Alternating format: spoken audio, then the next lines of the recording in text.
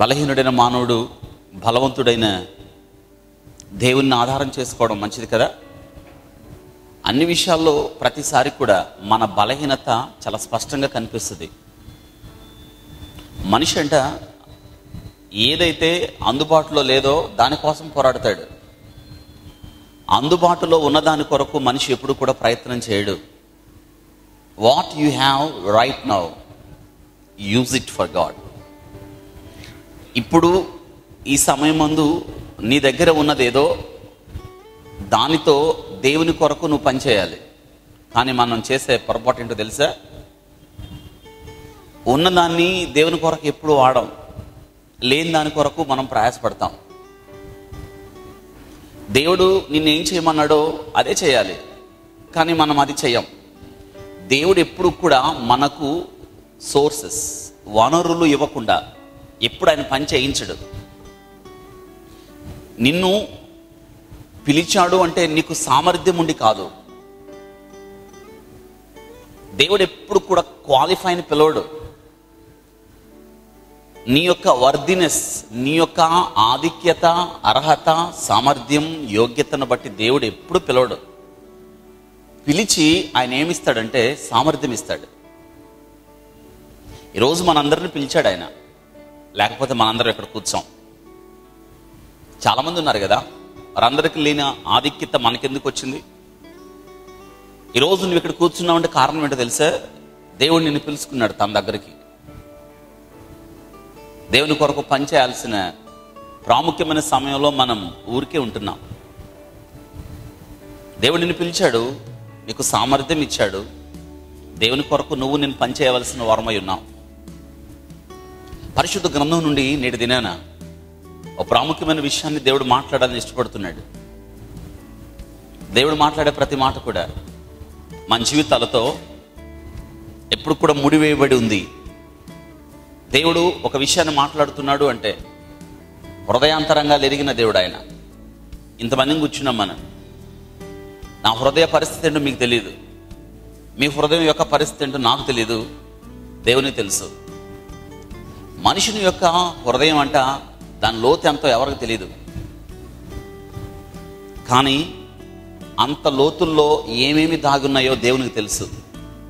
వాటన్నిటినీ దేవుడు ఈ దినాన రెస్టోర్ అంటే తెలుగులో పునరుద్ధరించడానికి, బ్రింగ్ బ్యాక్ ఇంటూ యూజ్, తిరిగి దేవుని కొరకు మనం వాడడానికి దేవుడు నిన్ను నన్ను పిలుస్తున్నాడు. పరిశుద్ధ గ్రంథం నుండి మొదటి సమూయేలు గ్రంథం 30వ అధ్యాయం. మొదటి సమూయేలు గ్రంథం 30వ అధ్యాయం 18వ వచనాన్ని చదువుతున్నాను. మొదటి సమూయేలు గ్రంథం 30వ అధ్యాయం 18వ వచనం. ఇలాగున దావీదు అమాలేకీయులు దోచుకుని పోయిన, ఎవరంట దోచుకుపోయారు? అందరు చెప్పండి, ఎవరండి దోచుకుపోయారు? అమాలేకీయులు దోచుకుపోయారు. దోచుకుపోయిన దానంతటిని, అండర్లైన్, దోచుకుపోయిన దానంతటిని తిరిగి తెచ్చుకొనెను. తిరిగి తెచ్చుకొనెను. ఇలాగున దావీదంట అమాలేకీయులు అనే శత్రువులు దోచుకొని పోయారంట. అయితే దావీదు ఏం చేశాడో తెలుసా? శత్రువు ఏదైతే దోచుకొని వెళ్ళాడో వాటన్నిటినీ దావీదు తిరిగి తెచ్చుకున్నాడు. తిరిగి తెచ్చుకోవడానికి బైబిల్ గ్రంథంలో అక్కడ ఒక మాట రాయబడింది, అది గమనించండి. ఇలాగున దావీదు, ఎలాగంట? నీవు కూడా నీ జీవితంలో ఏం పోగొట్టుకున్నావు, నీ జీవితంలో ఏమి లాస్ అయిపోయావో దావీదు చేసినట్టు చేయండి, నీ జీవితంలో తిరిగి నువ్వు పొందుకుంటావు. చాలామంది వారి జీవితంలో, వారి జీవిత ప్రయాణంలో వెనుతిరిగి చూసుకొని చాలామంది విలపించేవారు నాకు తెలుసు. చాలామంది దుఃఖపడుతున్న వాళ్ళు నాకు తెలుసు. చాలామంది జీవితంలో ఇక అంతా అయిపోయింది అనుకున్న వాళ్ళు నాకు తెలుసు. అయితే నేను జ్ఞాపకం చేస్తున్నాను, నీవు దేవుని దగ్గరికి వచ్చిన మీదట, దేవుని వాక్యాన్ని విన్న మీదట దావీదు చేసినట్టు నువ్వు చేస్తే ఈరోజు నువ్వు కూడా శత్రువు ఏదైతే దోచుకుని వెళ్ళాడో, ఏదైతే నువ్వు పోగొట్టుకున్నావో ఈరోజు వాటన్నిటినీ నువ్వు తిరిగి పొందడానికి అవకాశం ఉంది. ఇది దేవుని ద్వారా మాత్రమే సాధ్యమని జ్ఞాపకం చేస్తున్నాను. దావీదు సౌలు ద్వారా తరంబడుతున్నాడు. దావీదు గొల్యాతును చంపిన మీదట దావీదికి ఒక్క పెట్టున హీరో అయిపోయాడు. ఇశ్రాయేలీల్లో అప్పటి వరకు గొర్రెల కాపరిగా, అప్పటి వరకు చాలా తక్కువ మందికి తెలుసు సౌలు ఆయుధాలు మోయేవాడిగా.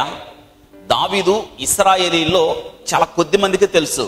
ఎప్పుడైతే దావీదు గొల్యాతును నెలకూల్చాడో, ఎప్పుడైతే దావీదు గొల్యాతును హతమార్చాడో, ఒక్కసారి దావీదు ఇశ్రాయేలీలందరికీ ఏమైపోయాడంటే హీరో అయిపోయాడు. నన్ను హీరో చేయమని చెప్పలా దావీదు, నన్ను పొగడండి అని చెప్పలా. దావీదు మీద ఇశ్రాయేలీలకి ఒక్కసారి అభిమానం వర్షంలా కురిసిపోయింది. ఎవరు చూసినా దావీదు గురించి మాటలే. అంత మాత్రమే కాదు, ఇశ్రాయేలీలు దావీదును పొగుడుతూ పాటలు పాడారు. ఆ స్త్రీలు ఏమనంటే, సౌలుకు 1000, దావీదుకి 10,000 అన్నారు. సౌలుని విడిచిపెట్టలేదు కదా వాళ్ళు. సౌలు రాజు కాబట్టి ఆయన కూడా పొగిడారు. ఈ మాట రాజుకు నచ్చలే. చూసారే, మంచి పనే కదా దావీదు చేశాడు. రాజు చేయాల్సిన పని దావీదు చేశాడు. రాజు చేయకపోతే యువరాజు అయిన యోనాతాను చేయాల్సిన పని దావీదు చేశాడు. ప్రాణానికి తెగించి చేశాడు. ఇశ్రాయేలులందరికీ రక్షణ కలుగజేశాడు. ఈ పాట రాజుగారికి నచ్చకపోగా ఎప్పుడైతే ఒక వ్యక్తికి అలా అభిమానం పెరిగిపోతా వచ్చిందో, యువతల రాజుకి అసూయ కలిగింది. ఎంత నిర్ణయానికి వచ్చాడు తెలుసా? దావీదుని చంపేద్దామన్న నిర్ణయానికి వచ్చాడు. చూసారండి, మనిషిలో ఉన్న అసూయ ఏం చేస్తుందో తెలుసా?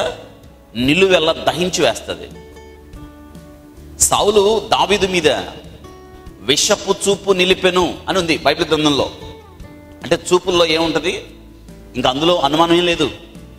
విషపు చూపు నిలిపెను అంటే చంపేద్దామని, అవకాశం కొరకు ఎదురు చూస్తున్నాడు. ఎప్పుడు అవకాశం దొరికితే దావీదుని చంపేద్దామని. దావీదుకి విషయాన్ని తెలిసి దావీదు పారిపోయాడు. పాపం దావీదు తన జీవిత కాలంలో చాలా కాలం, సౌలు సింహాసనం మీద ఉన్నంత కాలం దావీదు శత్రు రాజ్యాలలో తల దాచుకోవాల్సి వచ్చింది. శత్రు రాజ్యాలలో దావీదు, ఎందుకంటే దావీదు సౌలు మనుషులను పెట్టి వెతికిస్తున్నాడు. దావీదు కనిపిస్తే సమాచారం నాకు చెప్పండి, లేదా మీరు చంపేయండి.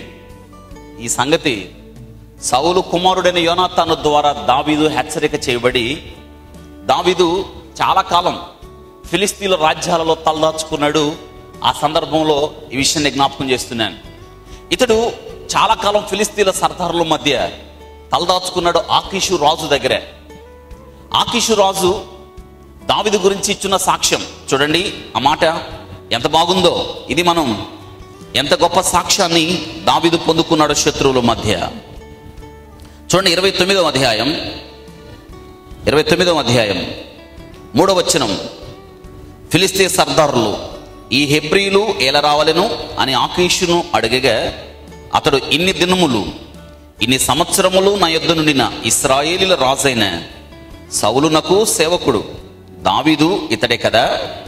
ఇతడు నా యొద్ద చేరిన నాటి నుండి నేటి వరకు ఇతని యందు తప్పేమీ నాకు కనపడలేదని ఫిలిస్తీన్ల సర్దారులతో అనెను. ఏంటంట, అతడు వచ్చిన దినము నుండి నేటి వరకు ఆకీషు రాజు కట్ట దావీదులో ఏం కనిపించలేదంట, ఒక్క తప్పు కూడా. మరి ఏం చేశాడండి? ఏం చేశాడని సౌలు ఇతనిని చంపాలనుకుంటున్నాడు.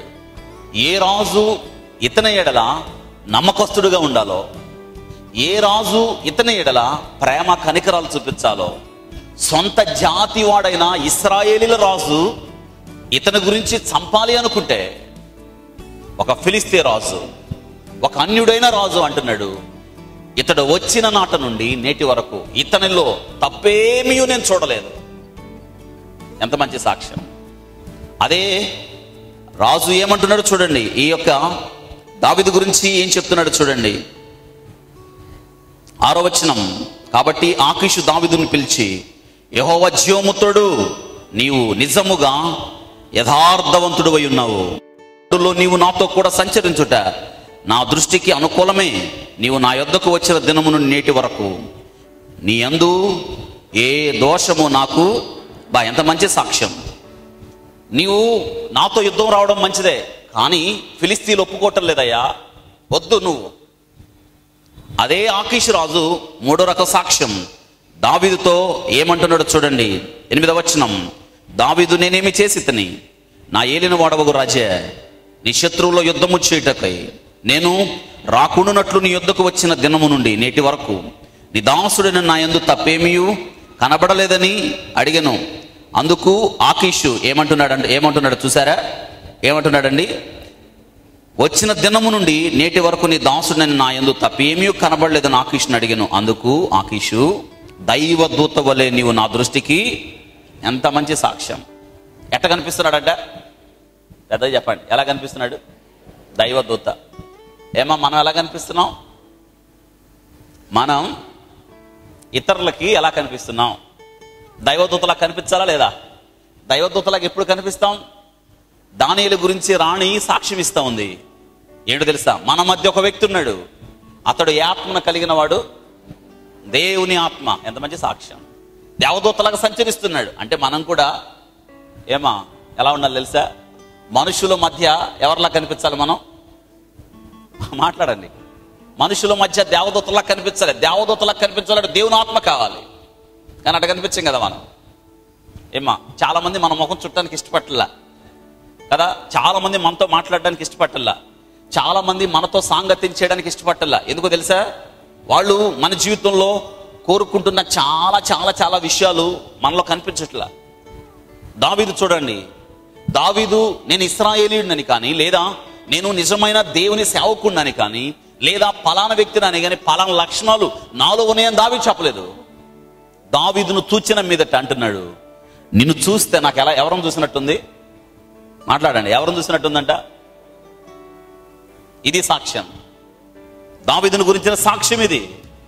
శత్రు రాజ్యములో ఉన్న రాజు, వారి మధ్య దావీదు తలదాచుకోవడానికి, వారి మధ్య సౌలు నుండి తప్పించుకోవడానికి వెళ్ళిన దావీదు గురించి రాజు చెప్తున్న సాక్ష్యం. నీ యందు తప్పేమీ నాకు కనిపించలేదు. నీవు వచ్చిన నాటి నుండి నేటి వరకు ఏ తప్పు నీలోనే కనుగొనలేదు. ఎంత నిఘా పెట్టుండాలి దావీదు మీద. ఒక్కటంటే ఒక్కటండి, ఒక్క తప్పు అంటే ఒక్క తప్పు కూడా దావీదులో కనిపెట్టలేకపోయారండి. అంత మాత్రమే కాదు, నీవు మా మధ్య దేవదూతలాగా ఉన్నావు. ఫిలిస్తీన్ సర్దార్లు అన్నారు, వద్దు దావీదు మన ప్రాంతంలో వద్దు, మనతో కలిసి యుద్ధానికి వద్దు, ఎందుకంటే ఆయన ఇశ్రాయేలీయుడు, నమ్మటానికి వీల్లేదు, వద్దు పంపించేయి. ఆకీషు రాజుకి ఇష్టమే ఆయన్ని పెట్టుకోవడం, కానీ ఫిలిస్తీన్ సర్దార్లు చెప్పిన మాట వినాలి కదా అని దావీదుని అన్నాడు, వద్దు నువ్వు వెళ్ళిపో. ఏం చేస్తాడు దావీదు? ఇంకా రాజు ఆజ్ఞను బట్టి దావీదు తిరిగి తన ప్రాంతం వచ్చాడు. ఆ ప్రాంతమే సిక్లయ, ఆ ప్రాంతానికి వచ్చాడు. వచ్చేటప్పటికి అక్కడ ఏం జరిగిందో తెలుసా? చూడండి, ఇప్పుడు మీకు అర్థమవుతుంది వాక్యం. 30వ అధ్యాయం. దావీదును అతని జనులను 3వ దినమందు రాజు పంపించేశాడు. ఆకీషు రాజు పంపించేశాడు. పంపించిన తర్వాత అతడు 3వ దినాన ఎక్కడికి వచ్చాడంటే సిక్లయనకు వచ్చిరి. అంతలో అమాలేకీయులు దండెత్తి దక్షిణ దేశం మీదకు సిక్లయ మీదకు పడి కొట్టి దానిని తగులుబెట్టి గనులనేమి అల్పులనేమి అందులో ఉన్న ఆడవారందరినీ పట్టుకొని చంపక వారిని తీసుకొని వెళ్ళిపోయి ఉండ్రి. దావీదును అతని జనులను పట్టణమునకు వచ్చి అది కాల్చబడి ఉండుటయు తమ భార్యలను కుమారులను కుమార్తెను చెరలోకి తీసుకుని పోబడి ఉండుట చూచి ఇక ఏడ్చుటకు శక్తి లేక పోవునంత బిగ్గరగా ఏడ్చిరి. యెజ్రెయురాలైన అహినోయిము కర్మేలుడైన నాబాలు భార్యను అబీగయులు అను దావీదు 2 భార్యలను చెరలోనికి కొనిపోబడిగా చూచి దావీదు మిక్కిలి దుఃఖపడెను. మరియు తమ తమ కుమారులను బట్టి కుమార్తెలను బట్టి జనులందరికీ ప్రాణం విసిగినందున రాళ్ళు రువ్వి దావీదును చంపుదము రండని చెప్పుకొనగా దావీదు తన దేవుడైన యెహోవాను బట్టి ధైర్యము తెచ్చుకొనెను. దావీదు తిరిగి వచ్చేటప్పటికల్లా దావీదు ప్రాంతం ఎవరి వశమైంది? శత్రువుల వశమైంది. ఈలోపు అమాలేకీలు ఏం చేశారు అంటే దావీదు లేని సమయంలో దావీదు ఉన్న ప్రాంతాన్ని, సిక్లై ప్రాంతాన్ని చుట్టుముట్టేసి ఆ ప్రాంతాన్ని సర్వనాశనం చేసేసి తగలబెట్టేసి, ఇది చాలదన్నట్టు అంత దోచుకొని, ఇది చాలదన్నట్టు అక్కడున్న ప్రజల్ని చెరపట్టుకుని వెళ్ళిపోయారు అమాలేకీలు. ఎట్లా ఉంటుందండి? దావీదు అసలే కష్టాల్లో ఉన్నాడు కదా, అసలే దావీదు బాధల్లో ఉన్నాడు కదా, అసలే దావీదు చాలా వేదంలో ఉన్నాడు, చాలా భారభరిబంద ఆత్మతో ఉన్నాడు. ఇప్పుడు వచ్చి చూసేటప్పటికల్లా దావీదుకి ఇలా కనిపించుంటే ఎలా ఉండదు? దావీదు అతని ప్రజలు ఒకరినొకరు చూసుకొనంట ఇక ఏడవడానికి శక్తి లేనంత బిగ్గరగా ఏడ్చారు. ఏమో సహజంగా ఆడవాళ్ళు ఏడుస్తారు బిగ్గరగా, మగవాళ్ళు ఏడవరు. మగవాళ్ళు ఏడవడమే తక్కువ. సరే ఏడ్చారు అనుకుందాం, పెద్దగా ఏడ్చారంటే వాళ్ళ హృదయంలో ఎంత దుఃఖం ఉండాలి, వారి హృదయంలో ఎంత బాధ ఉండాలి, వారి హృదయంలో ఎంత వేదన ఉండాలి. అవును, ఒక్కోసారి మన జీవితాల్లో కూడా కష్టాల మీద కష్టాలు వస్తాయి, బాధల మీద బాధలు, ఊహించని పరిణామాలు, విపత్తులు, తుఫాన్ల మీద తుఫాన్లు వస్తాయి. భయపడకండి, దావీదు చేసినట్టు నువ్వు నేను చేయాలి. దావీదు ఇలాగూ చేసి ఏం చేశాడు? దావీదు ఏం చేశాడో నీవు నేను అలా చేయగలిగితే గాడ్ విల్ రెస్టోర్. దేవుడు మళ్ళీ నువ్వేదైతే పోగొట్టుకున్నావో తిరిగి నీ జీవితంలో సమస్తమును నువ్వు నష్టపోకుండా దేవుడు ఇవ్వడానికి నిన్ను ప్రేమతో నిన్ను పిలుస్తున్నాడు. దావీదు ఏదైతే పోగొట్టుకున్నాడో, దావీదు తన జీవితంలో ఏదైతే లాస్ అయిపోయాడో, దావీదంట ఇలాగూ చేసి ఆ కనెక్ట్ చూడండి, ఎలాగూ చేశాడో నువ్వు చేయగలిగితే, దావీదు ఏం చేశాడో అది చేయగలిగితే, నేటి దినాన ఈ వాక్యములో ఉన్న తీవ్రత, ఈ వాక్యములో ఉన్న ఒక శ్రేష్టమైన లోతైన అనుభవం నీ జీవితానికి, నా జీవితానికి అన్వయించుకోగలిగితే తిరిగి పోగొట్టుకొనబడిన స్థితిగతులు దేవుడు నీకు ఇవ్వడానికి ఇష్టపడుతున్నాడు. నీవు ఈ వాక్యాన్ని నీ యొక్క జీవితానికి అన్వయించుకోగలిగితే ఏడవడానికి శక్తి లేదు. ఏడవడానికి వారికి ఇక ఏ మాత్రం శక్తి లేనంత ఏడ్చి ఎంత లాస్ అయిపోయింది. ఏవి మన గృహాలేవి, ఏవి మన మధ్య, మన ప్రజల మధ్య ఉన్న సంతోషం ఏది, ఏరి మన ప్రజలేరి, మన పిల్లలు ఎక్కడ, మన భార్య ఎక్కడ, మన ఇళ్ళు లేవు. ఇప్పుడు అక్కడ బూడిదమైపోయి తగలబడిపోయింది ఆ ప్రాంతం అంతా కూడా. శత్రువు చూశాడా? అమాలేకు అనే శత్రువు ఎంత నష్టం కలుగజేశాడో, అమాలేకు అనే శత్రువు ఎంత బాధ కలిగించేది చూసాడా? ఈరోజు నీ శత్రువు కూడా ఉన్నాడు. ఎవడో తెలుసా? వాడు Amalek. That is your flesh. నీ శరీరమే అమాలేకు. అమాలేకు అనగా బైబిల్ గ్రంథంలో శత్రువు దేంతో పోల్చాడంటే శరీరాన్ని పోల్చాడు. నీ శరీరమే నీ శత్రువు. శత్రువు దూరంగా ఉన్నాడు అనుకుంటున్నావేమో, నీతోనే ఉన్నాడు. జాగ్రత్త, నీతోనే ఉన్నాడు. నీ శరీరమే నీకు ఒక పెద్ద శత్రువు. అందుకే పౌలు రాస్తున్నాడు, ఆత్మ శరీరం ఒకదానికొకటి ఏంటంట యుద్ధం. ఎప్పుడు యుద్ధం. ఆత్మకి శరీరానికి ఎప్పుడు యుద్ధం జరుగుతూనే ఉంటుంది. దావీదు ఏడ్చాను. ఎంత ఏడ్చాడంటే పెద్దగా ఏడ్చాడు. దావీదు ఏడుస్తున్నాడు, దావీదుతో ఉన్నాము, అందరూ ఏడుస్తున్నారు. వాళ్ళందరూ కలిసి ఒకేసారి పెద్దగా ఏడుస్తున్నారంటే ఎంత బాధ ఉండి ఉంటుంది వాళ్ళకి. మీరు ఆలోచించండి ఒకసారి, ఎంత బాధ ఉండి ఉంటుంది. ఇక వారికి శక్తి లేదు. ఏమంటే ఆ సమయంలో దావీదు దేవుణ్ణి ఏమన్నా అన్నాడా? దేవుని మీద నొచ్చుకున్నాడంటారా?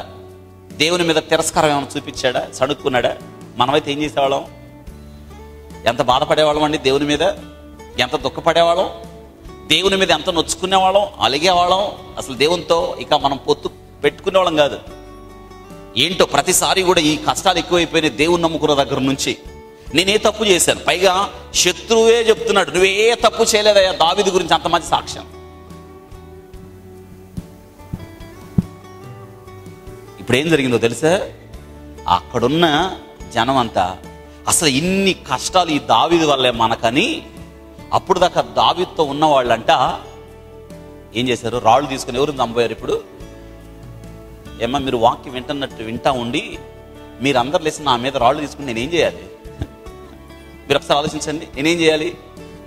ఇప్పుడు దాకా వాక్యం విన్నారుగా, నాతో ఉన్నారుగా, నన్ను బలపరిచారు కదా, నా కోసం ప్రార్థన చేశారు కదా. చెప్పిన వాక్యం అంతా విని ఏదో మీకు కష్టం కలిగిందని, ఏదో మీకు నష్టం జరుగుతుందని మీరందరూ వచ్చి నా మీద పెడితే నేనేమవ్వాలి? ఒకసారి ఆలోచించండి. నా పరిస్థితి ఎలా ఉండాలి? సొంత వారు, పక్కనే ఉన్నవారు దావీదు మీద రాళ్ళు తీసుకొని ఏం చేయవారంట? దావీదుని చంపడానికి అడుగేశారు ముందు. ఇప్పుడు ఎలా ఉంటుందండి ఆయనకి? ఇన్ని కష్టాలు ఎవరికైనా వస్తాయంటారా? అసలు ఇన్ని బాధలు ఒక్కొక్కటి. పైగా ఏ తప్పు చేయని వాడికి, ఎవరికి కలలో కూడా హాని తలపెట్టని దావీదుకి ఇన్ని కష్టాలా వస్తాయి? దేవుడు ఒక వ్యక్తిని, ఒక పాత్రను మలిచే క్రమంలో, ఒక స్థానానికి దేవుడు నిన్ను తీసుకెళ్లే సమయంలో ఎంత ఒత్తిడి నీ మీద కలుగజేయాలో, ఎన్ని బాధలు నీ మీద కలుగజేయాలో. చాలాసార్లు మన జీవితాల్లో కూడా నీ కుటుంబం నీతో ఉండి నీతో నడుస్తూ పక్క వెళ్ళిపోద్ది నీ కుటుంబం. భయపడకండి, దావీదుకి అనుభవం తెలుసు. సొంత వారు మోసాలు దావీదుకు తెలుసు. మేలు పొందిన వారు దావీదు మీద తిరస్కారం చూపించడం దావీదుకు తెలుసు. దావీదు ఎవరిని నమ్మలేదు, దేవుణ్ణి తప్ప. దావీదు ఎవరిని ఆధారం చేసుకోలేదు, దేవుని తప్ప. దావీదు ఎవరి దగ్గర వేడుకోలేదు, దేవుని తప్ప. ఎందుకంటే God will bring back everything what has been lost. ఏదైతే పోగొట్టుకుంటామో దేవుని దగ్గర తిరిగి పొందగలమని దావీదుకు తెలుసు. దావీదు ఏం చేశాడు తెలుసా? తిరిగి ప్రజల మీద తిరగబడలా. ఒక చక్కని మాట ఉంది. ఆ మాట నేటి దినాన మనందరికీ ఆసక్తిని కలిగించాలి. 30వ అధ్యాయంలో దావీదు 6వ వచనం చివరి భాగం. దావీదు తన దేవుడైన యెహోవాను బట్టి ధైర్యము, అందరు చెప్పండి, తన దేవుడైన యెహోవాను బట్టి దావీదు ఏం తెచ్చుకున్నాడు? ఏమ్మా, ఎవరిని బట్టి ధైర్యం తెచ్చుకుంటున్నావు? మనం ఎవరెవరో బట్టి ధైర్యం తెచ్చుకుంటాం. ఎవరో మన మీదకి వచ్చారనుకోండి, ఒక ప్రజలు మన మీదకి వస్తే, లేదా ఎవరో మన మీదకి వస్తే మనం ఏం ఆలోచిస్తామంటే, మన వెనక ఎవరన్నా ఉన్నారా? ఇంకా మనకు సహాయం చేసే వాళ్ళు ఎవరన్నా ఉన్నారా? మనల్ని ఆదుకునే వాళ్ళు ఎవరన్నా ఉన్నారా అని చాలాసార్లు ఆలోచిస్తాం. వాళ్ళు 10 మంది మన మీదకి వచ్చారు కాబట్టి మనం 20 మందిని ఎత్తుక్కుందాం. వాళ్ళు 100 మంది మన మీదకి వచ్చారు కాబట్టి మనం ఒక 200 మందిని ఎత్తుక్కుందాం. ఇలా చాలాసార్లు అనుకున్నాం కదా. దావీదు అలా అనుకోలే. తన దేవుడైన యెహోవాను బట్టి దావీదు ధైర్యము తెచ్చుకొనెను. చక్కని మాట, నిన్ను ఉన్నతమైన స్థానానికి తీసుకువెళ్లే మాట. నీ జీవితంలో నిస్సారముగా, నీ జీవితంలో కలవరముగా, నీ జీవితం దుఃఖంగా, తుఫాన్ల మయముగా, అవమాన భరితంగా, ఈరోజు ఈ వాగ్దానము ద్వారా నీ జీవితాన్ని కొత్త రూపులు దేవుడు ఇవ్వడానికి ఇష్టపడుతున్నాడు. దావీదు తన దేవుడైన యెహోవాను బట్టి ఏం తెచ్చుకున్నాడు? ధైర్యం. ధైర్యం. ఈ దినాన్ని నీకు ధైర్యం కావాలి. నువ్వు చాలాసార్లు పరిస్థితులే చూస్తున్నావు, చాలాసార్లు కృంగిన స్థితినే చూస్తున్నావు, చాలాసార్లు నీ మీద తిరగబడిన ప్రజలనే చూస్తున్నావు. చాలా జీవితంలో చాలా లాస్ అయిపోయావు. కాదు, దేవుణ్ణి చూడు, దేవుని బట్టి ధైర్యం తెచ్చుకో. కృంగిన స్థితి నుండి లే. ఈరోజు దావీదు చేసింది అదే. దావీదు పరిస్థితులను బట్టి ఆలోచిస్తా కూర్చుంటే, దావీదు తిరగబడుతున్న ప్రజలకు నచ్చజెప్పడం కూర్చుంటే, దావీదు కూర్చోనిక ఇంతేలే నా జీవితం, ఏ మాత్రం మెరుగుపట్టం లేదు, అక్కడుందాము శత్రువులు దేశంలో తలదాచుకుందామంటే వాడు పంపించేశారు. తిరిగి సొంత ఊరికి వస్తే అమాలేకుని శత్రువు వచ్చి ఊరు నాశనం చేశాడు. భార్యలు లేరు, బిడ్డలు లేరు, ఇళ్ళు లేదు, ఏమీ లేదు, ఆస్తి నాశనం అయింది. మిగిలిన ప్రజలు నన్ను చంపాలని చూస్తున్నారు. ఏడి దేవుడేడి? ఇన్ని బాధలకు దేవుడు అప్పగిస్తాడా? దేవుడు కన్నా న్యాయం ఉండాలి కదా అని నేను అనుకుంటాం. కానీ దావీదు అనుకోలా. తన దేవుడైన యెహోవాను బట్టి దావీదు ఏం తెచ్చుకున్నాడు? ధైర్యము చెడిన దినాన, కృంగిన వేళ, జీవితంలో విసిగి విస్తారిన వేళ, వెనుతిరిగి ఇక రాకూడదు అని అనుకుంటే సమయంలో నీకొక నిశ్చయత, నీకొక నిబ్బరం, నీకొక ఆనందం, నీకొక ధైర్యం, నీకొక ఓదార్పు, నీకొక ఉన్నతమైన స్థానం. యెహోవా నామం బలమైన దుర్గం, నీతిమంతుడు అందులోకి పరిగెత్తి అట్టుంటాడు. Yes, run. అది ఒక బలమైన దుర్గం, దానిలోకి వెళ్ళిపోవాలి మనం. లోకం నమ్మతగింది కాదు. నువ్వు నమ్మేవే, అది నమ్మతగింది కాదు. ధనాన్ని నమ్మిన అనేక మంది నేటి దినాన ఏం చేస్తున్నారు చూసారా? మోసపోవడం. అవును, ధనం, బలం, ఈ లోకంలో ఉన్నది ఏదైనా సరే నీ జీవితానికి ఏది కూడా శాశ్వతం కాదని జ్ఞాపకం చేస్తున్నాను. దావీదు ఏఫోదు తెమ్మన్నాడు, ధరించుకున్నాడు, ప్రభు దగ్గర విచారణ చేస్తున్నాడు. చూసారా? ఈ పరిస్థితుల్లో కూడా ఇంకేముందండి? అసలు దేవుని దగ్గర ప్రార్థన చేయడానికి ఎంత నిశ్చయత కావాలి? అసలు ఏం చేశాడని ఇంకా ప్రార్థన చేయాలి ఆయన?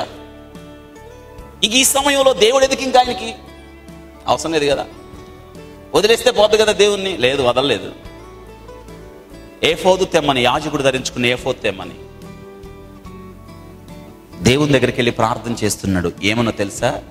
చూడండి ఏమని ప్రార్థన చేస్తున్నాడో చూడండి. దేవుడు ఆయన 8వ వచనం, నేను ఈ దండును తరిమిన ఎడల దాన్ని కలుసుకొందునా అని యెహోవా యొద్ద దావీదు విచారణ చేయగా, యెహోవా తరుముము, నిశ్చయముగా నీవు వారిని కలుసుకొని తప్పక నీ వారందరిని దక్కించుకుందామని సెలవిచ్చాను. అండర్లైన్.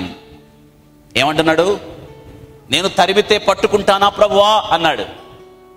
దేవుడు అన్నాడు, తరుము, నిశ్చయముగా నీ వారందరినీ నీవు సంపాదించుకుంటావు.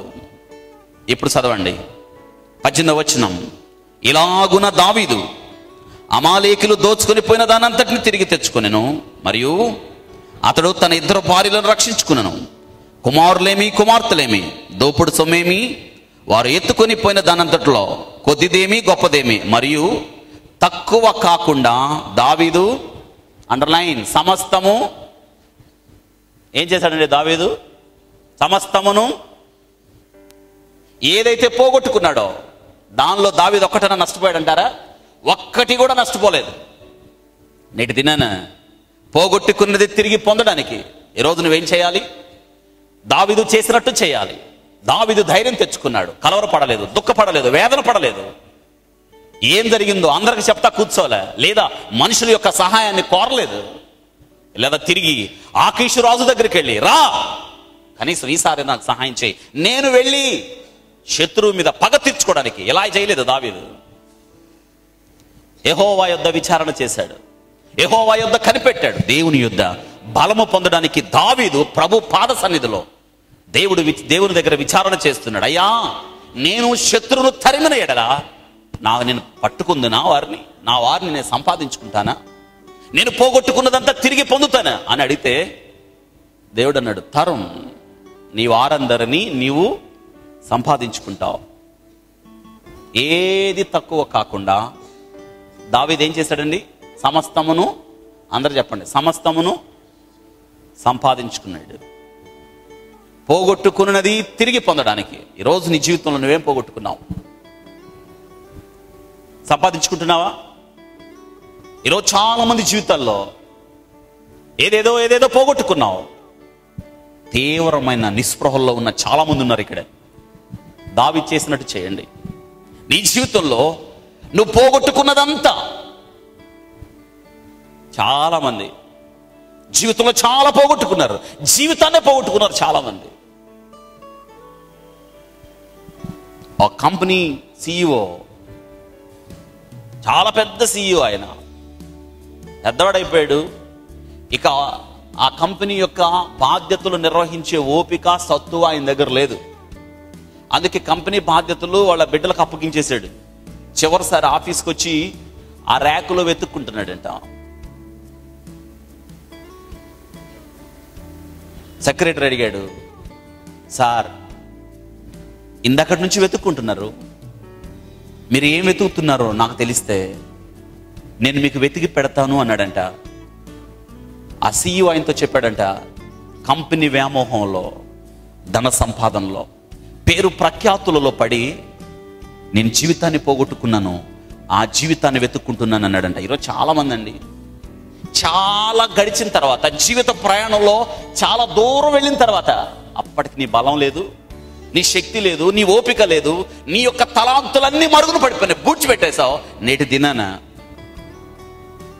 చాలా దూరం వెళ్ళిన తర్వాత నీకు అనిపిస్తుంది ఆశ, అయ్యో నా జీవితంలో అన్ని పోగొట్టుకున్నాను.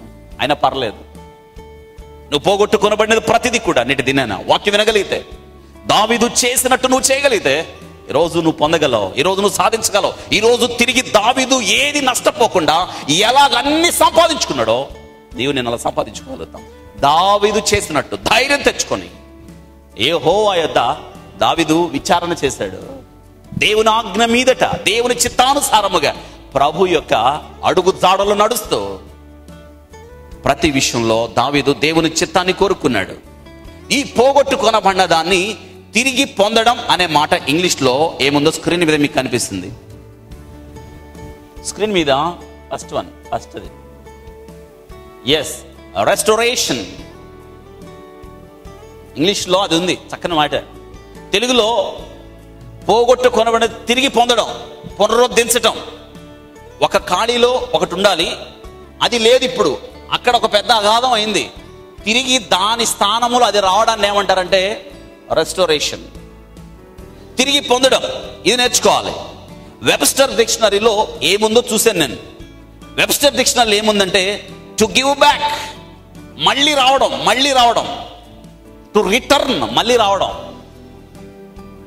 టు రిటర్న్, ఆ స్థలానికి మళ్ళీ రావడం.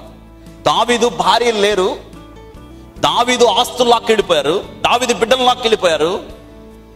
రిటర్న్, గివ్ బ్యాక్, వెనక్కి వచ్చేసాయి మళ్ళీ. ఈరోజు నీ జీవితంలో ఏదైతే పోగొట్టుకున్నావో, అవును, బ్రింగ్ బ్యాక్ ఇంటూ ఎగ్జిస్టెన్స్, మళ్ళీ ఆ స్థలములో యథాస్థానములోకి రావడం. వెబ్స్టర్ డిక్షనరీలో ఉంది. ఇంటూ యూజేజ్, మళ్ళీ ఉపయోగకరమైన పరిస్థితుల్లో. ఇది వెబ్స్టర్ డిక్షనరీలో ఉంది, రెస్టోరేషన్ అనే మాటకి. ఈరోజు నీలో చాలా మంది నిరుపయోగంగా ఉన్న జీవితాలు చాలా మంది ఉన్నాయి ఇక్కడ. నీ జీవితంతో నువ్వేం చేసావు? ప్రభు ప్రశ్న వేస్తాడు ఖచ్చితంగా. ఏం చేసావు? To bring back into use something that has been lost or absent for a period of time. చాలా కాలం మన జీవితంలో నిరుపయోగమైన జీవితాలు, నిస్సారమైన జీవితాలు, అసలు మన జీవితాలు మనకే పెద్ద భారంగా అనిపించేసాయి. చాలా మంది జీవితాలు ఇక్కడ, మన జీవితాలు మనకే నిరుపయోగంగా అనిపించాయి. నీకే నీ జీవితం ఉపయోగం లేనప్పుడు, నీకే నీ జీవితం విలువ లేనిదిగా కనిపించినప్పుడు ఇతరులకు ఏం చేస్తావు? అసలు దేవునికి ఏం చేస్తావు? నీ జీవితం నీకు సంతృప్తినిచ్చిందా? లేదు. ఎందుకు తెలుసా? నీ జీవితంలో పోగొట్టుకున్నావు. రెస్టోర్ అవ్వాలి. దేవుడు అంటున్నాడు, నిన్ను ప్రేమతో పిలుస్తున్నాడు. ఏంటంటే God will restore everything the enemy has stolen from you, that is Amalek. ఏంటంట? God will restore everything the enemy has stolen from you. నీ నుండి శత్రువు ఏదైతే తీసుకుని వెళ్ళిపోయాడో, అమాలేకు అనే ఈ శరీరం ఏదైతే నీ నుండి దొంగిలించి వేసిందో, గాడ్ విల్ రెస్టోర్. దేవుడన్ని నువ్వు దేవుని దగ్గరికి రాగలిగితే, ప్రభువును నువ్వు వేడుకోగలిగితే, ప్రభు పాద సన్నిధిలో దావీదులాగా మొరపెడితే, ఈరోజు దేవుడు నీ జీవితాన్ని పునరుద్ధరించడానికి, నిన్ను లేవనెత్తడానికి, నువ్వేదైతే పోగొట్టుకున్నావో తిరిగి నీకు ఇవ్వడానికి ఏదైనా కావచ్చు. అది నీకు దేవునికి మధ్య. నువ్వేదైతే పోగొట్టుకున్నావో రండి ప్రభు దగ్గరికి. ఈ ఉదయకాలం ప్రభు దగ్గరికి వచ్చి ప్రభువుని వేడుకుంటే పోగొట్టుకునబడినవి తిరిగి పొందడానికి ఇదొక్కటే మార్గం తప్ప మరొకటి కాదు అని జ్ఞాపకం చేస్తున్నాను. అవును, రెస్టోర్. దేవుడు తిరిగి పునరుద్ధరించగలడు.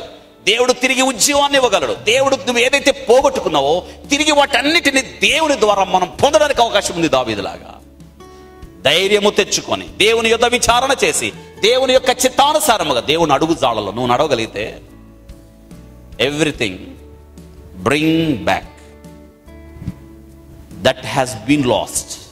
పోగొట్టుకున్నబడ్డదంతా అంత నువ్వేదైతే పోగొట్టుకున్నావో దేవుడు తిరిగి ఇవ్వడానికి ఇష్టపడుతున్నాడు.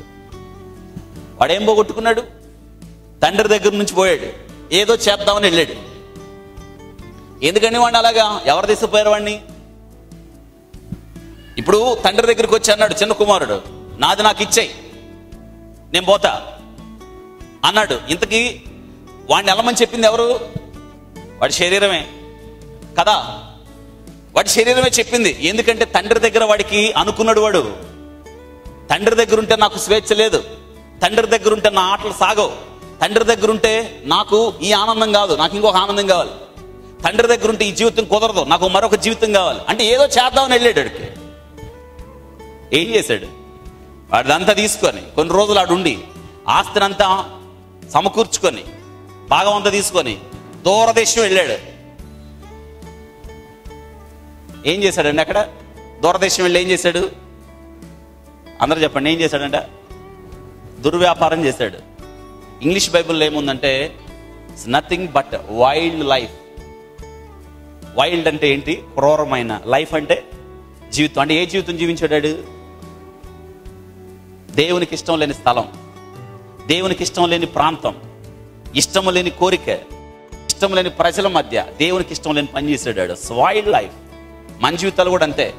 దేవుడు నిన్ను చూడాలనుకున్న స్థితి ఒకటి, దేవుడు నీకు ఇవ్వాలనుకున్నది ఒకటి, దేవుడు నిన్ను నడిపించాలన్న స్థానం మరొకటి. ఎవరికి పట్టట్లా, ఎవరు వింటల్లా, దేవుని స్వరం వినేవాళ్ళు లేరు, దేవునికి లోబడేవాళ్ళు లేరు, దేవుని చిత్తాన్ని నెరవేర్చేవారు లేరు, దేవునికి భయపడాలని, దేవుని చిత్తంలో మనం ఉండాలని చాలా మంది ఆలోచించేవాళ్ళు లేరు. అందుకే శత్రువు నీ నుండి చాలా దోచుకుంది. నువ్వు కాదు, ఇలా కాదు, నువ్వు ఉండాలి, దేవుడు నిన్ను సృష్టించింది ఇలా కాదు.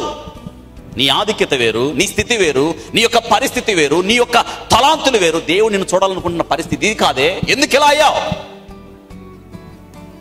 వాడు వైల్డ్ లైఫ్, క్రూరమైన జీవితం జీవించి దుర్వ్యాపారం చేసి ఉన్నదంతా పోగొట్టుకున్నాడు. మీ అందరూ తెలుసు. వాడికి అర్థం వచ్చింది, ఇప్పుడు జీవితం అంటే ఇది కాదు, నేను మళ్ళీ నా జీవితం నిజమైన జీవితం అని ఇక్కడికి వచ్చాను. కానీ ఇప్పుడు అర్థమైంది వాడికి, నిజమైన జీవితం ఎక్కడుంది వాడికి. అందుకే బ్యాక్. అవును, వాడు మళ్ళీ వెనుతిరిగి రెస్టోరేషన్. వాడు ఏదైతే పోగొట్టుకున్నాడో దాని కొరకు వెతుకులాడ ప్రారంభించాడు. ఏదైతే నష్టపోయాడో దాని కొరకు పరిగెత్తుతున్నాడు. లేస్తా, నేను ఉండను ఇక్కడ, నా తండ్రి వద్దకు వెళ్ళిపోతా. God will restore everything. The enemy has stolen from you. వాడు తిరిగి తిరిగి తండ్రి దగ్గరికి వచ్చి వాడు అనుకున్నాడు, నేను ఇక తండ్రి దగ్గరికి వెళ్ళి కుమారుడుగా ఉండడానికి నాకు యోగ్యత లేదు. స్కిడ్ అవుతున్నాడు వాడు కుమారుడుగా వెళ్ళాడు. కానీ ఇప్పుడు వాడు ఎలా ఉంటే చాలనుకుంటున్నాడు? అందరు చెప్పండి, ఎలా ఉంటే చాలనుకుంటున్నాడమ్మా? పనివాడిగా. చూసారా? పనివాడిగా నా తండ్రి అంగీకరిస్తే చాలు. అంటే వాడికి ఇప్పుడు పనివాడిగా ఉండడానికి ఎందుకు నిశ్చయించుకున్నాడు? వాడికి అక్కడ ఒక ఆలోచన వచ్చింది. వాడికి ఆకలి అయిపోతుంటే వాడికి అప్పుడు పనోళ్ళు గుర్తొచ్చారు. వాళ్ళ ఇంట్లో ఉన్న పనోళ్ళకి సైతం ఏముందంట అంటే ఇప్పుడు వాడికి కావాల్సింది ఏంటంట, వాడి ఆకలితో అలమటించిపోతున్నాడు. నా ఇంట్లో నా తండ్రి దగ్గర పని వాళ్ళకి సైతం అంత ఆహారం ఉంది కదా, నేను పనివాడిగా ఉంటే చాలు, నా తండ్రి ఇంట్లో పనివాడిగా ఉంటే చాలు, నాకు అన్నం దొరుకుతుంది కదా. వాడు దూరముగా ఉండి పరిగెత్తుకుంటూ ఉండగానే తండ్రి, వాడిని దూరంగా ఉండగానే తండ్రి చూచి రెస్టోరేషన్, గివింగ్ బ్యాక్, రిటర్న్. వాడి స్థానములోనికి వాడిని తీసుకొస్తున్నాడు. వాడు ఇంకా దూరముగా ఉండే తండ్రి చూసేవాడు పరిగెత్తుకుంటూ వెళ్ళి వాడు మెడ మీద పడి ముద్దు పెట్టుకుని ఏడ్చి. ఎందుకంటే ఏడ్చాడు? The such pitiful condition. వాడి స్థితి చూచి, వాడు దుర్భరమైన స్థితి చూచి, వాడి లేబరి స్థితి చూసి పక్క చిక్కిపోయి ఉన్నాడు. కుమారుడుగా గుర్తించడానికి వాడికి ఏ యోగ్యత లేదు, అంత లాస్ అయిపోయాడు. శత్రువు దోచుకుంది వాళ్ళలో నుంచి వాడి బలాన్ని, వాడి రూపాన్ని, వాడి శక్తిని, వాడి తలాంతులు, వాడి కాలాన్ని, వాడి ఆస్తిని. శత్రువు చూసారా? వాడే అమాలేకు. నీ శరీరం బహు ప్రమాదకరమైంది. నీ శరీరాన్ని, అందుకే పౌలు అంటున్నాడు, నా శరీరాన్ని నేను నలగొట్టి ఏం చేస్తానంటే దాన్ని లోబరుచుకుంటున్నాను అంటున్నాడు. అంటే నలగొట్టకపోతే అది ఏమాత్రం లోబడదు. చాలామంది నీ శరీరం గురించి నువ్వు ఆలోచించావు. చాలామంది నీ శత్రువు ఎంత బలమైనడో. శత్రువు అంటే చాలాసార్లు మనం అపవాదిని గురించి ఆలోచిస్తాం. అపవాది సాతానుడు శత్రువు, సాతానుడు శత్రువు కాదు. సాతానునికి మించిన శత్రువు నీతోనే ఉంది. అందుకే పౌలు అంటాడు, అయ్యో ఇట్టి మరణమునకు లోనగు శరీరము నుండి నన్ను ఎవరు రక్షిస్తారు? మంచి చేయాలనుంది, మంచి చేయలేకపోతున్నాను, ఎందుకంటే ఈ శరీరం నన్ను చేయనియటం లేదు. ముందుకు వెళ్ళాలని ఉంది, వెళ్ళలేకపోతున్నాను, ఎందుకంటే ఈ శరీరం వెళ్ళనివ్వట్లేదు. శరీరం బహు ప్రమాదకరమైంది. ఈ శరీరమే అమాలేకు. అందుకే శరీరాన్ని నలగొట్టి దేవునికి అప్పగించాలి. శరీరాన్ని ఆస్వాదం చేసుకోవద్దు, శరీరాన్ని ఆధారం చేసుకోవద్దు. శరీరాన్ని ఆధారం చేసుకుంటే నీవు కుప్పగులిపోతావు నీ జీవితంలో. శరీరం చెప్పినట్టు నడవకూడదు. ఆత్మ శరీరానికి ఒకదానికి ఒకటి ఎప్పుడు యుద్ధం జరుగుతాయి.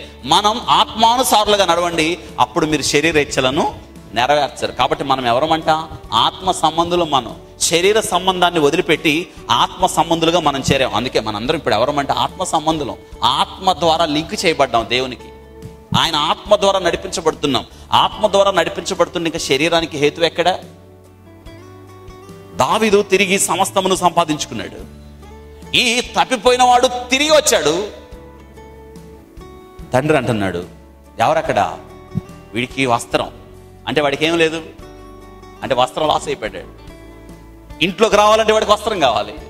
కుమారుడిగా ఆధిక్యత తిరిగి రావాలంటే ఆ తండ్రికి తగిన కుమారుడిగా వీడు ఉండాలంటే వీడికి ఏమి ఇవ్వాలి? ముందు వస్త్రం. వస్త్రం లేదు వీడికి, తొందరగా తెచ్చి వస్త్రం.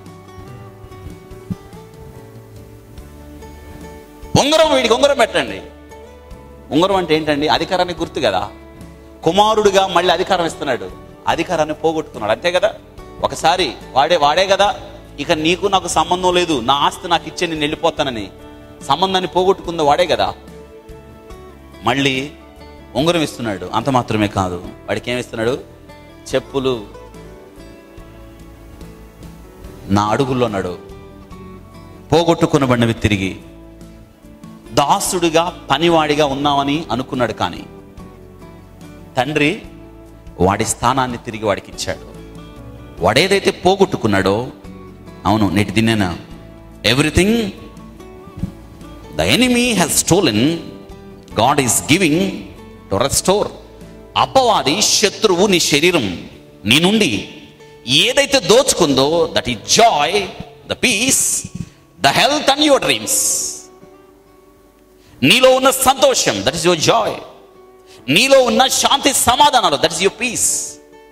నీ యొక్క ఆరోగ్యాలు, నీ యొక్క సౌభాగ్యం, that is your health and your dreams.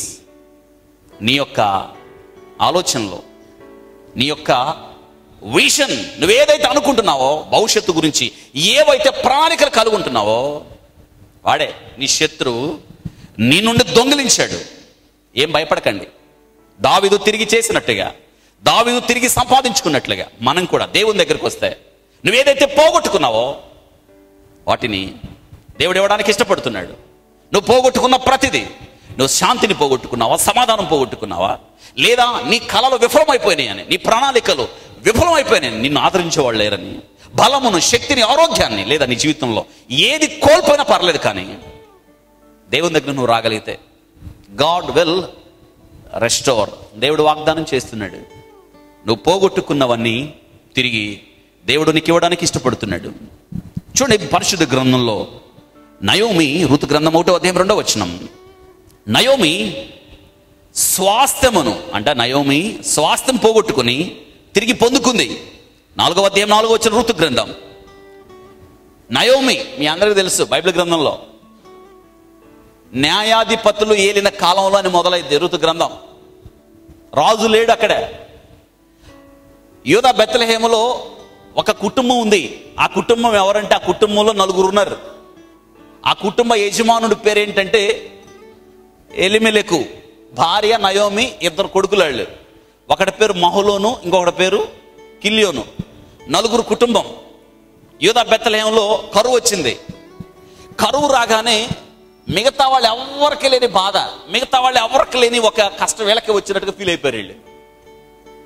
బహు బాధ పడిపోయి ఇంటి యజమానుడు ఏమన్నారంటే, ఇంత కరువు మనకెందుకు రావాలి? అసలు యూదా బెత్లెహేం అంటే ఏంటంటే, బెత్లెహేం అంటే ఏంటి? రొట్టెల ఇల్లు, సమృద్ధి. రొట్టెల ఇంట్లో కరువు ఎందుకు వచ్చింది? రాకూడదు కదా. ఇశ్రాయేలుకి బాగా తెలుసు, కరువు వచ్చింది అంటే కరువుకు కారణం దేవుని తీర్పే. దేవుడు తీర్పు తీర్చాడంటే ఖచ్చితంగా ఇశ్రాయేలీలు ఎవరో దేవుని కష్టపెడుతున్నారు అన్నట్టు. దేవుని ప్రజలుగా ఉండాల్సిన ఇశ్రాయేలీలు దారి తప్పిపోయినప్పుడు, దేవుని మాట విననప్పుడు, దేవునికి లోబడినప్పుడు, అన్యుల దేశం వైపు తిరిగినట్టు, అన్యుల విగ్రహారాధన వైపు తిరిగినప్పుడు దేవుడు వారిని శిక్షించడానికి వారి మీదకు పంపే ఒక తీవ్రమైన చర్యే కరువు. ఇప్పుడు ఈ సంగతి ఎలిమెకు తెలుసా తెలీదా? తెలుసు. ఇశ్రాయేలుకి తెలియదు ఏమి లేదు, వాళ్ళు చాలా తెలివిగల వాళ్ళు. పైగా వాళ్ళకి ధర్మశాస్త్రం బాగా తెలుసు. దేవుడు కరువు ఎందుకు పంపిస్తాడో వాళ్ళకి తెలుసు.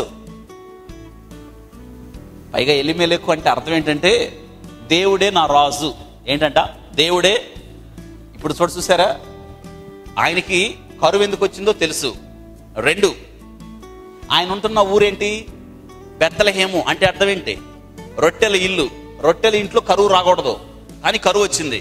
ఈ కరువు కారణం ఏంటి ఆయన తెలుసుకోవడానికి అవకాశం ఉంది. 3, ఆయన పేరుకి అర్థం ఏంటి? దేవుడే నా రాజు. దేవుని రాజుగా పెట్టుకొని నేనేం చేయొచ్చు? దావీదులాగా చేయొచ్చు. ప్రభువా కరువు ఎందుకు వచ్చింది నాయన? ఎవరు తప్పు చేశారు? నెహెమ్యా ఎలాగ ప్రార్థన చేశాడో ఈయన కూడా అలా ప్రార్థన చేస్తుంటే బాగుండేది. ఏమి విచారణ చేయకుండా భార్యని 2 కుమారులను తీసుకొని ఉన్న పాటున ఎవరికి చెప్పా పెట్టకుండా ప్యాక్ చేసుకుని వెళ్ళిపోయాడు. ఏ ఊరు వెళ్ళిపోయాడు అంటే కరువు తప్పించుకోవడానికి. ఏ ఊరు వెళ్ళాడు? మోయాబు వెళ్ళాడు. పెద్ద తప్పే చేశాడు, పెద్ద నష్టమే జరిగింది. ఎందుకంటే మోయాబుకు వెళ్ళకూడదు. అసలు దేవుడు అన్నాడు, ఆ మోయాబీలు 10వ తరం వారు కూడా ఇశ్రాయేలీలు ఎప్పుడు కలవకూడదు. వీళ్ళు అటు వెళ్ళటం కానీ అటోళ్ళు ఇటు రావటం కానీ చేయకూడదు. దేవుడు అంత వాళ్ళ మీద అంత శిక్ష తీర్పు విధించాడు. మోయాబీలు బహు గర్విష్ఠులు. వారంట దేవునికి వ్యతిరేకంగా తమ మడిమెను ఎత్తెను. దేవుని కన్నా ఎక్కువగా హెచ్చించుకున్నారంట. మోయాబీలకున్న గర్వం ఎవరికి లేదు. అందుకే దేవుడికి గర్వం అంటే అసలు ఒప్పుకోడు. ఎందుకంటే గర్వం ఎవరి లక్షణం? అందరూ చెప్పండి, ఎవరి లక్షణం? మనకు కూడా అప్పుడప్పుడు గర్వం వస్తూ ఉంటుంది. దేవుడు ఒక మాట ఉంది, గర్విష్ఠులను ఆయన అణచి. అంటే గర్వము మనలో అపవాది యొక్క నైజాన్ని గుర్తు చేస్తుంది దేవునికి. అస్సలు దేవుడు ఒప్పుకోడు, గర్విష్ఠులని ఒప్పుకోడు. అందుకే నాశనమునకు ముందు గర్వము. మనకు కూడా అప్పుడప్పుడు ఏదో సమయంలో గర్వం అలా వచ్చేస్తూ ఉంటుంది. అప్పుడప్పుడు అలా వచ్చేస్తూ ఉంటుంది. గర్వం వచ్చేస్తుందంటే కౌంట్ డౌన్, పతనం ఎక్కడో ఉంది, ఎక్కడో సరిపోతావు, ఎక్కడో కుప్పగూలిపోతావు, ఇంకా లేవవు. అందుకే గర్వము అనేది ఎందున, గర్వము అనేది మన జీవిత ప్రయాణంలో, గర్వము అనేది మన విశ్వాస యాత్రకు సంబంధించిన పుస్తకంలో గర్వము ఎప్పుడు ఎక్కడా కనిపించకూడదు. గర్వము అనే మాట మన జీవిత పుస్తకం నుంచి తీసేద్దాం. గర్వాన్ని ఒప్పుకోడు ఆయన, గర్వాన్ని సహించడు. వాళ్ళలో పోయి కలిశాడు. వీళ్ళు కరువు వస్తే చచ్చిపోతారా? కరువు వస్తే నాశనం అయిపోతారా? కరువు వస్తే ఇంకెవరికి లేని కరువు వీళ్ళకెందుకంటే, ఎవరికి లేని బాధ. అందరూ ఎట్లా కష్టాలు పడతారు, వీళ్ళు కష్టపడాలండి. ఎందుకంటే కరువు పంపించేది ఆయనే, తర్వాత శ్రేష్టమైన సమృద్ధి గోధుమలు ఇచ్చేది కూడా ఆయనే, పంట లేకుండా చేసేది ఆయన, తిరిగి పంట పండించేది. ఈ సంగతి ఎలిమెలకు తెలియదా? తెలుసు.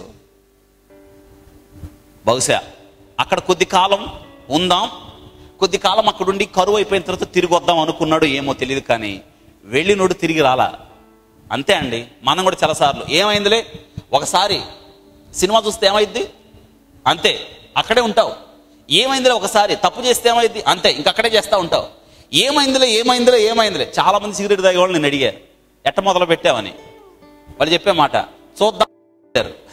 ఇది తాగితే ఎట్టుంటుందని మొదలు పెట్టిన వారు నేటి దినానికి కూడా చాలా మంది దేవుని సన్నిధికి రాలా. ఎందుకు తెలుసా? చూద్దాం. అవును అంతే. మొదటి మెట్టు అలాగే ఉంటది. మొట్టమొదటి మెట్టు దిగడం తేలిక, కానీ ఇక అక్కడి నుంచి దిగే మెట్లు చాలా తేలిక.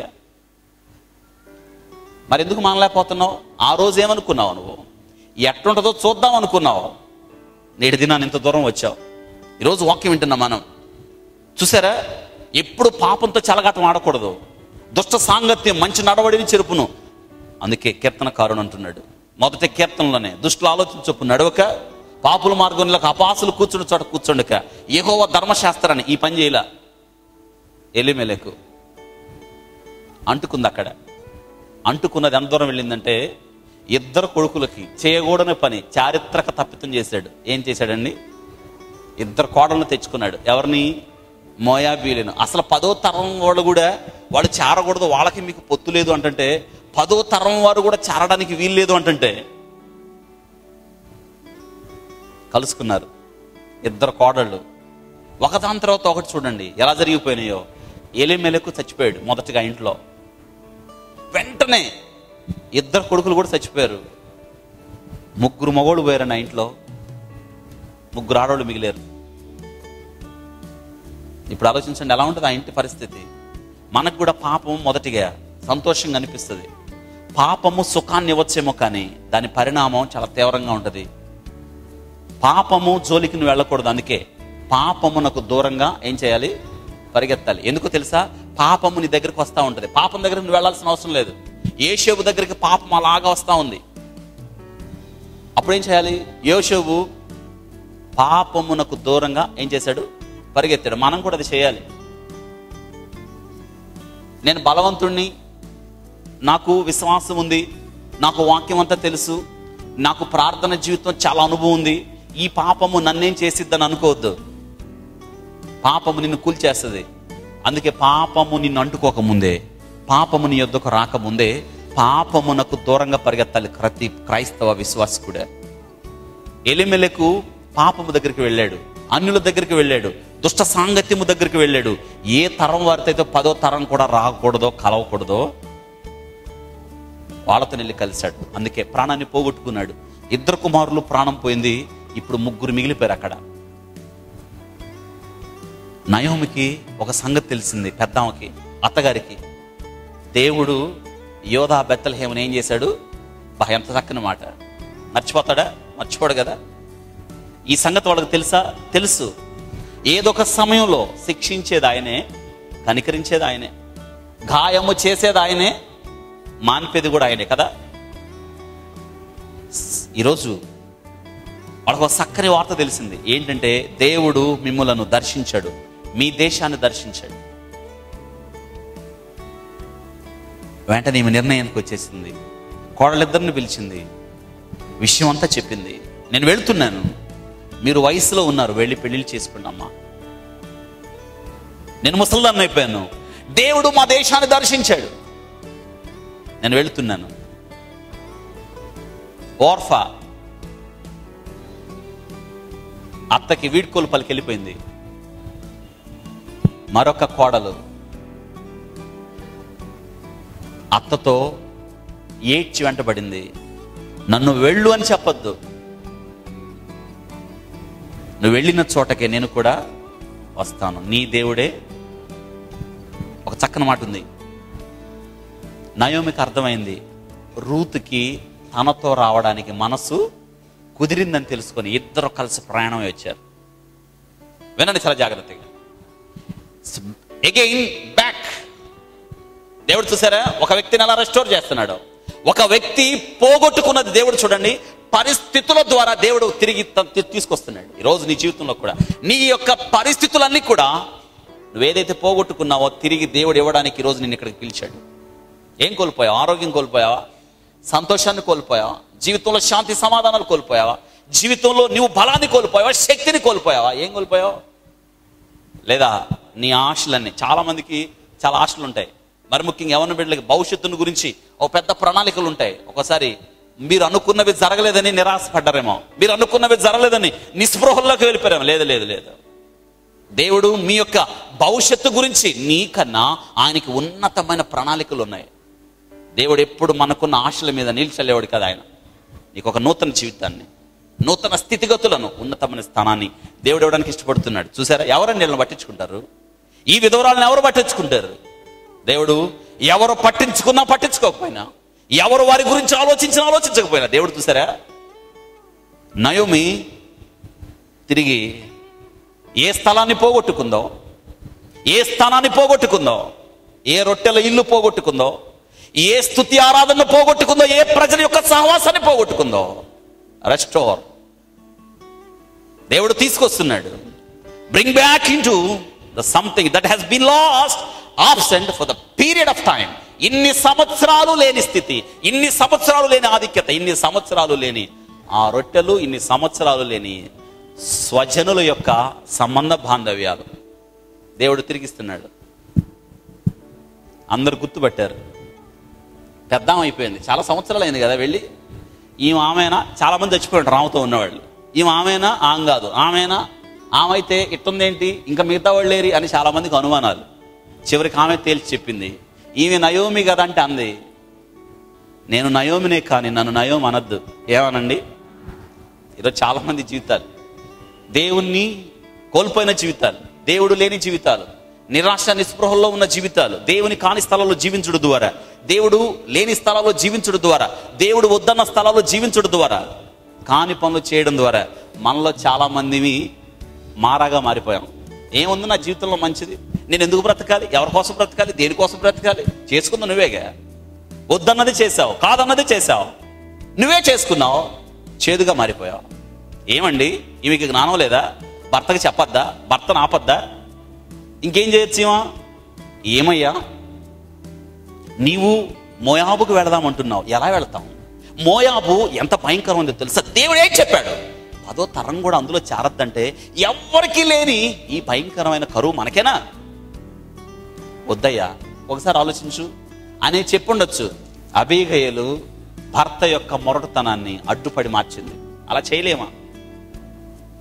భయంకరమైన శాసనాన్ని చేశాడు అహష్వేరోషు. ఆ శాసనాన్ని భార్య అడ్డుపడి శాసనాన్ని మార్చగలిగింది. ఎస్తేర్ అది చేయలా. చేస్తుంటే బాగుండేది, ఇంత నష్టం జరిగేది కాదు. ఆయన పైకి ఏమంటది, దేవుడు నాకేం కలుగజేశాడు? దుఃఖం కలుగజేశాడు. నన్ను రిక్తురాలు ఆమె అయింది కదా. ఆయన దేవుడు ఎంత కనికరం కలిగిన వాడండి. ఇప్పుడు ఇంట్లో మగవాడే లేడు. ఇశ్రాయేలీల్లో మగవాడు లేకపోతే ఆస్తి లేదు, స్వాస్థ్యం లేదు. భూభాగం కావాలంటే ఇంట్లో ఖచ్చితంగా మగవాడు కావాల్సిందే. దేవుడు ఎంత కనికరం కలిగిన వాడు. రూతు కొరకు దేవుడు ఒక ఆస్తి గల శక్తిమంతుని సిద్ధం చేశాడు. ఆయన ఎవరు? బోయజు. ఎంత గొప్ప దేవుడు అండి. విధవరాలను చేసుకోవడానికి, విధవరాలకి భర్తగా ఉండడానికి, విధవరాలకి తిరిగి రూతుకు స్వాస్థ్యముగా ఉండడానికి శక్తి కలిగిన వాడు బోయజు. ఆ ప్రాంతంలో దేవుడు సిద్ధం చేశాడు. సమీప బంధువు. అందరు చెప్పండి ఎవరండి? ఇప్పుడు రూతుని వివాహం చేసుకుంటే అందరూ కుదరదు. సమీప బంధువు అయి ఉండాలి, రక్త సంబంధి అయి ఉండాలి, ఆస్తి కలిగిన వాడై ఉండాలి, భూమి కలిగిన వాడై ఉండాలి. ఈ క్వాలిటీస్ అన్ని కూడా ఎవరిలో ఉన్నాయి? అవును, దేవుని యొక్క వాక్యంలో. Changing the bad to good. దేవుడు నీ జీవితంలో జరిగే చెడు అనుకుంటున్న దాన్ని దేవుడు మంచిగా మార్చగలరు. That the story of Ruth, the book of Ruth, changing the bad to good. దేవుడు నీ జీవితాన్ని మార్చగలడు.